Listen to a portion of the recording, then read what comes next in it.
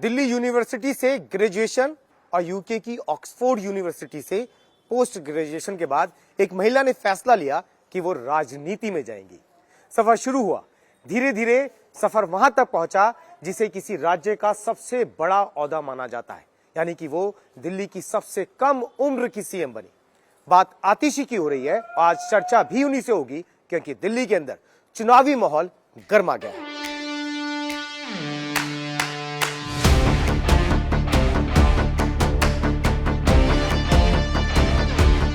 Hello ma'am, कैसी हैं आप? नमस्कार पुलकित जी, कैसे हैं? आइए। तो ये तो आपका पुरानी घर है सर, यहाँ पे तो मैं आया हुआ हूँ पहले भी, हाँ जी। लेकिन शीश महल की जरूरत आपको नहीं पड़ी। देखिए, मेरे पास एक सरकारी घर अलॉट हुआ था जो सीएम आवास है। 3 महीने में 2 बार बीजेपी की केंद्र सरकार के आदेश पे मुझे उस घर से निकाल के बाहर कर दिया गया। अच्छा। कुछ महीने पहले सितंबर के महीने में भी, अक्टूबर के महीने में जब अलॉटमेंट हुआ था, तब सबने ही देखा कि जो सीएम आवास है पूरा सारा सामान सड़क पे आ गया था। और इसी कमरे में सारे डब्बे भरे हुए थे और आप काम कर रही थी यहीं बैठी हुई। हाँ, बिल्कुल। लेकिन देखिए, हमारा दिल्ली वालों को कमिटमेंट है, हम काम करेंगे। हमें सड़क से काम करना पड़े, हमें फुटपाथ से काम करना पड़े, हमें आपके घर में आके काम करना पड़े, लेकिन दिल्ली वालों का काम किसी भी हालात में नहीं रुकेगा। लेकिन बीजेपी कह रही है कि आपने जो काम करने के लिए घर बनाया उसका वो शीश महल बन गया बनाते बनाते, और अरविंद केजरीवाल उसमें रहे और ऐसी ऐसी सुविधाएं उन्होंने ली जो कि उन्होंने कभी प्रॉमिस में थी नहीं। जो बात पहले कहते थे वो बिल्कुल अलग तस्वीर सामने आई शीश महल की। देखिए, मैं इसमें 2 चीजें कहूंगी। अभी कुछ ही दिन पहले हमारे सांसद संजय सिंह जी और सौरभ भारद्वाज जी तो मीडिया को लेके गए थे। 6 फ्लैगस्टाफ रोड। हम तो चाहते हैं दिखा दीजिए मीडिया को, पता तो चले ये स्विमिंग पूल कहाँ है जिसकी बार बार भारतीय जनता पार्टी बात करती है। सोने की पता तो चले ये सोने का टॉयलेट कहाँ है, पता तो चले ये हीरे वाले झूमर जिनकी बात होती है वो कहाँ है, मिनी बार कहाँ पर है। तो चलिए मीडिया को लेके चलिए, सारा दूध का दूध पानी का पानी हो जाएगा। लेकिन दूसरी तरफ मैं ये भी कहूंगी कि पीएम का जो राजमहल है जो 2700 करोड़ का बना है उसको भी खोला जाए। वहां पर भी खबर है कि 300 करोड़ के कालीन हैं, मिडल ईस्ट में कहीं से आए हैं, सोने के धागे हैं उसमें, के पीएम के पास शायद 5,500 जोड़ी कपड़े हैं, 1000 जोड़ी से ज्यादा जूते हैं, 2-3 हजार घड़ियां हैं, लाखों रुपए के पेन हैं। तो ये सब खबर भी है। अच्छा, आप जब वहां गई, आपका सामान हम सबने बाहर आते हुए देखा, आपको काम करते हुए देखा, तो क्या था कि आपको वहां जाने की परमिशन क्यों नहीं मिली? लास्ट में मुझे पता चला कि उपराज्यपाल की तरफ से परमिशन दे दी गई है कि आप जा सकते हैं। ये मामला घर की परमिशन, अलॉटमेंट, आने जाने, सामान अंदर बाहर का नहीं है। अच्छा। ये भारतीय जनता पार्टी की कोशिश है कि किसी तरह से आम आदमी पार्टी की सरकार के काम रोके जाएं। वरना आप बताइए, आप इतने दिनों से रिपोर्टर हैं, आपने कभी सुना है कि किसी स्टेट के सीएम को सीएम आवास से निकाल दिया जाए? सुना है कभी आपने? कभी आपने सुना है कि सीएम के सीएम आवास की अलॉटमेंट कैंसिल हो जाए? भाई, किसे अलॉट करोगे? लोकतंत्र में जनता किसी को चुन के भेजती है। दिल्ली के लोगों ने मुझे चुन के भेजा है। हमारी पार्टी की लेजिस्लेटिव पार्टी ने मुझे लीडर बना के दिल्ली का सीएम बनाया है। उसके बाद केंद्र सरकार पसंद करे या ना करे, वो आम आदमी पार्टी की सरकार चाहे या ना चाहे, पर हमें दिल्ली के लोगों ने चुन के भेजा है। इसलिए मुख्यमंत्री आम आदमी पार्टी का ही होगा और आम आदमी पार्टी का ही मुख्यमंत्री आवास में रहेगा। पर बीजेपी वालों को यही तो चिढ़ है कि दिल्ली के लोग उन्हें वोट ही नहीं देते। दिल्ली के लोग बार बार आम आदमी पार्टी को वोट देते हैं, अरविंद केजरीवाल जी को वोट देते हैं। तो फिर बीजेपी कोशिश करती है किसी तरीके से परेशान करें।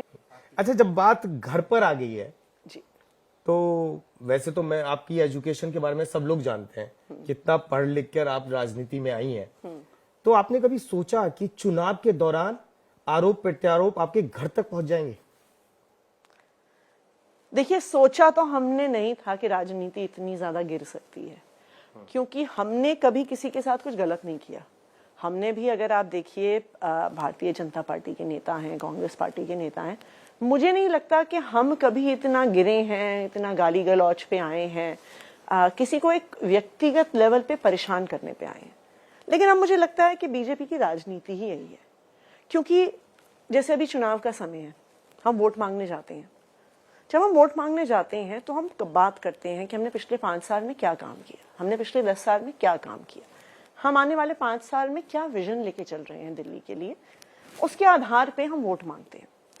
लेकिन अगर आप बीजेपी को देखिए, बीजेपी की भी केंद्र से 10 साल में सरकार है, राजधानी में वो चाहते तो लाखों करोड़ लगा सकते थे। 10 साल के बाद पीएम ने 3 कॉलेज का शिलान्यास किया है। शिलान्यास यानी कि कॉलेज खोला है, अभी तो पहला पत्थर रखा है।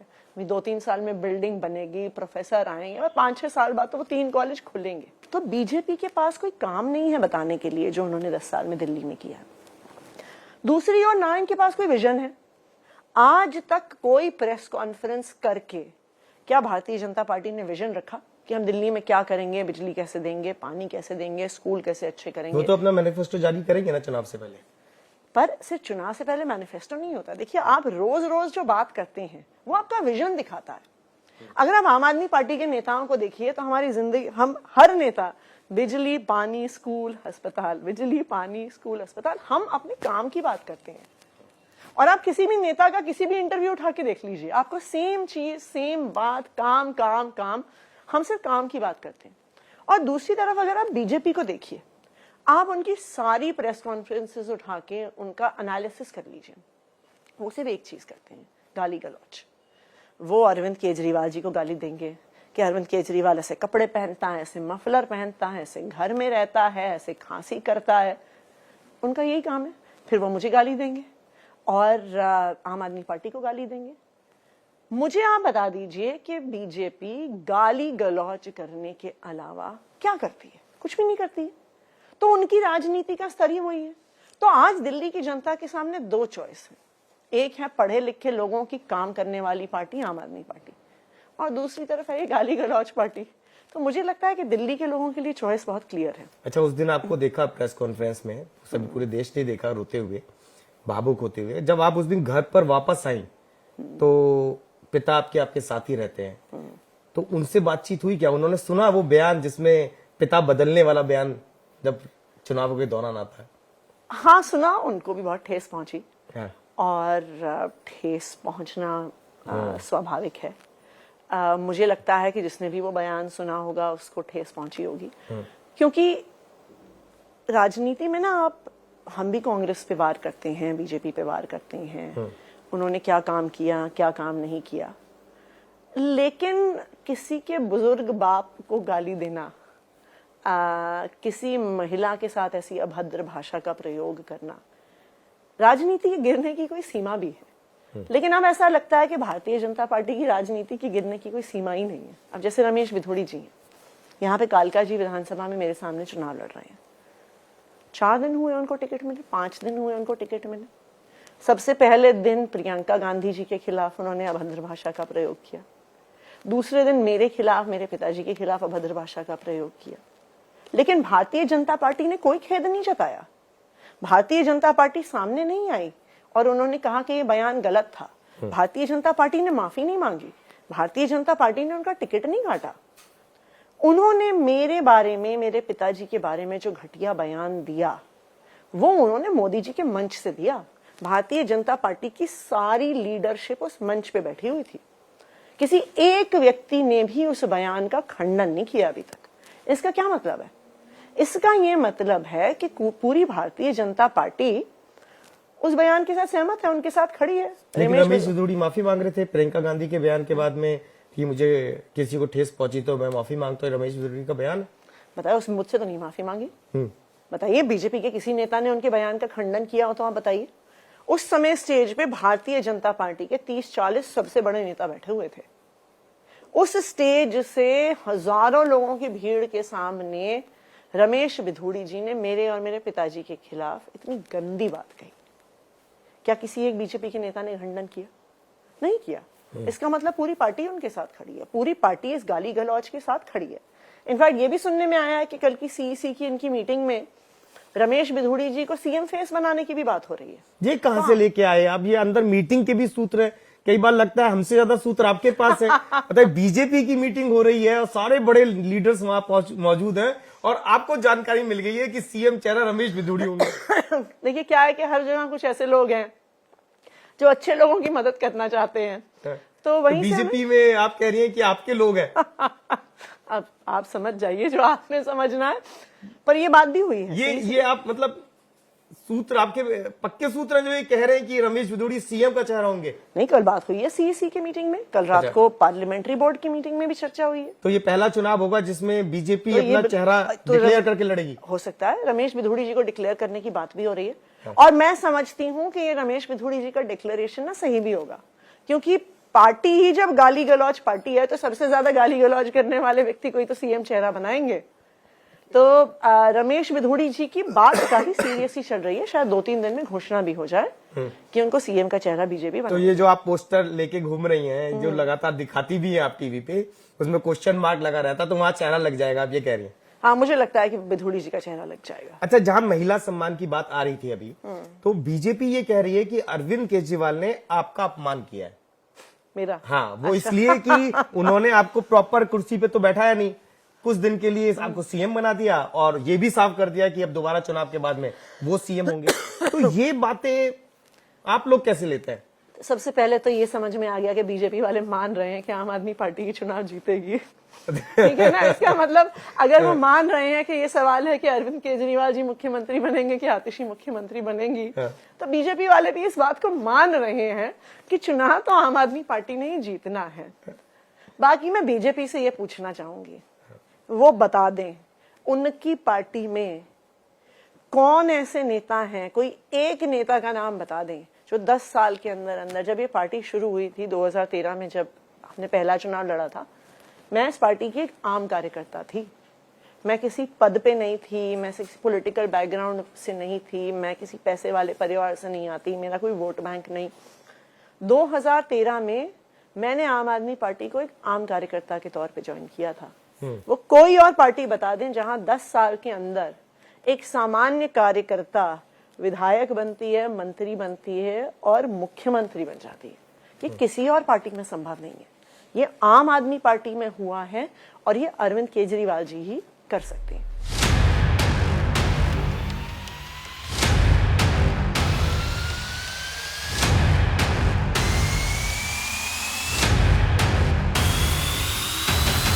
असल में आम आदमी पार्टी में मात्र एक राघव चड्ढा ऐसे नेता है जिनके बारे में अरविंद केजरीवाल ने ये कहा कि वो जेल जाएंगे, लेकिन वो जेल नहीं गए। बाकी जितने भी नेता है जिसके बारे में अरविंद केजरीवाल ने कह दिया कि वो जेल जाएंगे, तो सब जेल चले गए। और अब आतिशी का नाम ले दिया अरविंद केजरीवाल ने, तो डर लग रहा है कि आपको अरविंद केजरीवाल नाम ले देते हैं, आदमी जेल चला जाता है। नहीं, अब जेल जाने से हमें डर नहीं लगता है।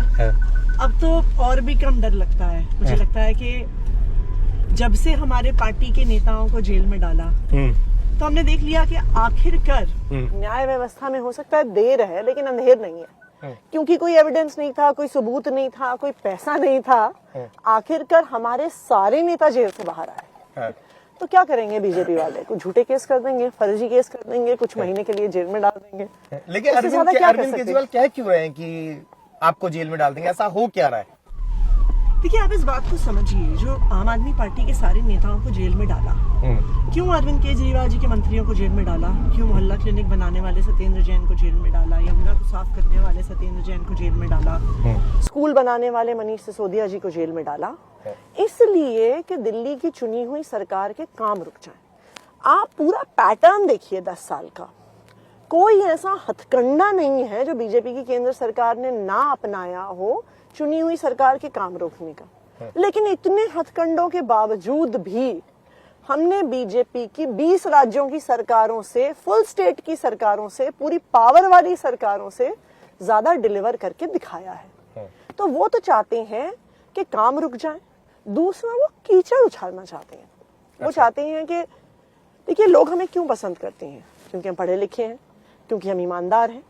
तो वो बेसिकली कीचड़ उछालना चाहते हैं हमारी इमेज को खराब करने के लिए। लेकिन आरोप किस पे? जैसे मनीष का मामला हो या अरविंद केजरीवाल का मामला हो, तो शराब नीति को लेकर आरोप लगाए गए, आपको लेकर क्या?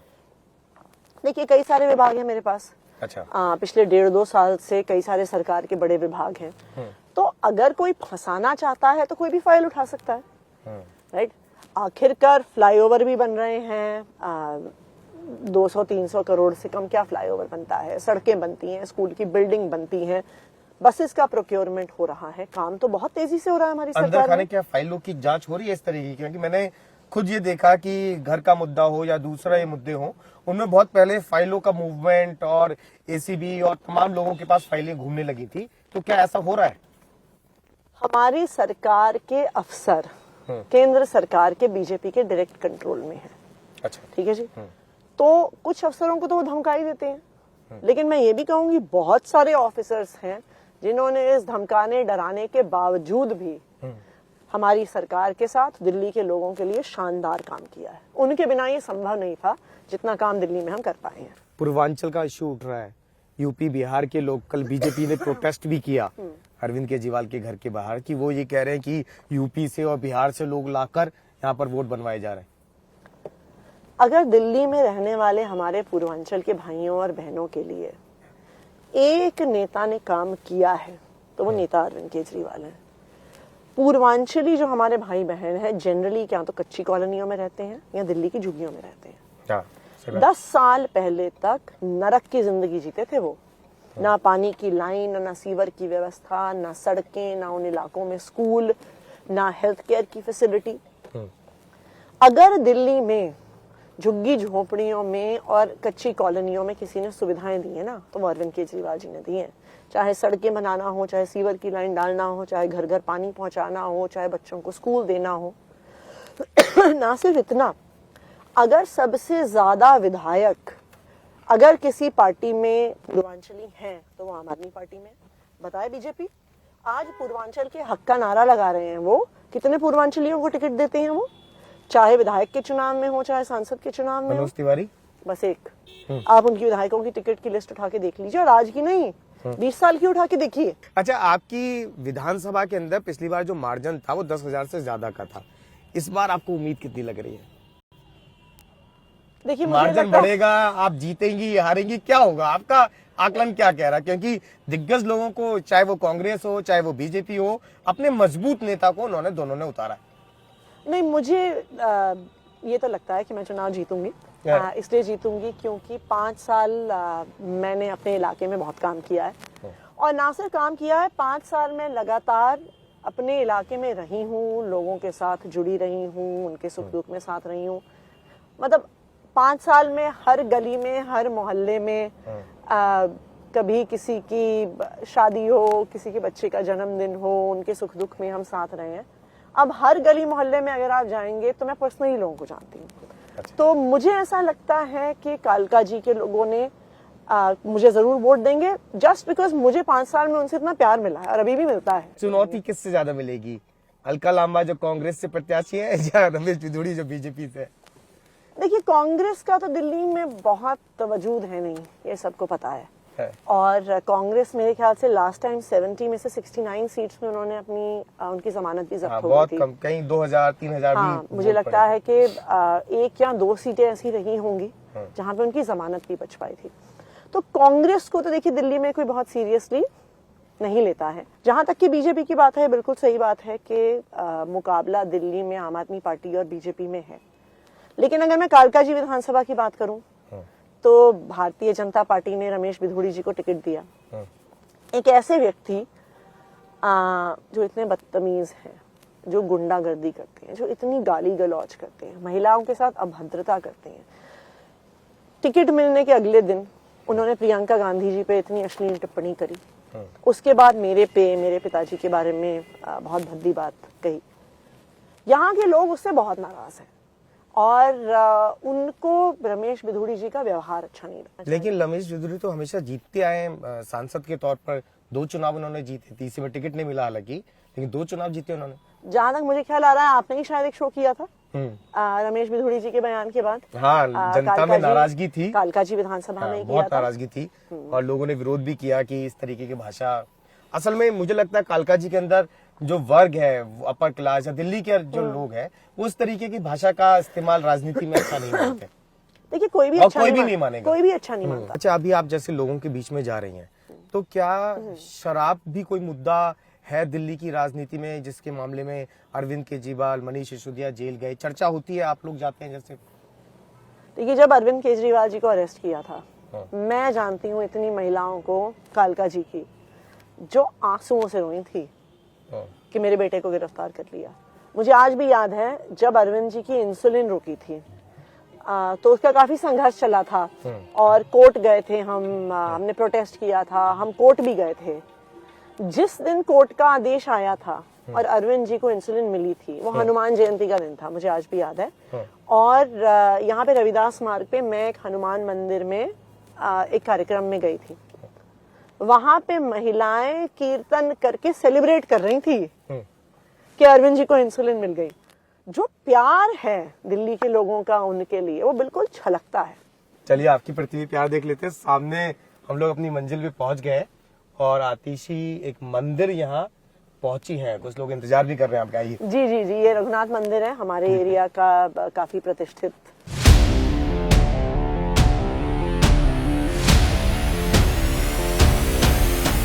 मंदिर में इस बार सबसे ज्यादा जो चर्चा चल रही है वो आपके 18,000 की बहुत चल रही है। मैं दिल्ली के जितने भी मंदिरों में जाता हूँ वहाँ ही चर्चा चल रही होती है। कुछ लोग, हेलो, क्या नाम है आपका? त्रिशा। त्रिशा। आप जानते हो उन्हें? अरे वाह। कैसे हो आप? मैं ठीक हूँ। Thank you. तो आपके 18,000 वाली चर्चा बहुत चल रही है कि आम आदमी पार्टी को ऐसी क्या जरूरत आन पड़ी कि चुनाव से पहले 18,000 की घोषणा? हम लोगों की एक जिंदगी देखिए, जब भी हमारे सुख दुख का समय होता है, हमारे घर में कोई खुशी का मौका होता है, हम गाड़ी खरीदते हैं, हम नया घर खरीदते हैं, घर में बच्चा पैदा होता है, तो हम किसे याद करते हैं? हम पंडितों को याद करते हैं, हम पूजा कराते हैं। कोई दुख का मौका होता है, कोई गुजर जाता है, तब हम उनको याद करते हैं, चाहे पंडित हो चाहे ग्रंथी हो। लेकिन अगर आप उन्हें देखिए, उनकी भी अपनी जिंदगी आसान नहीं होती है।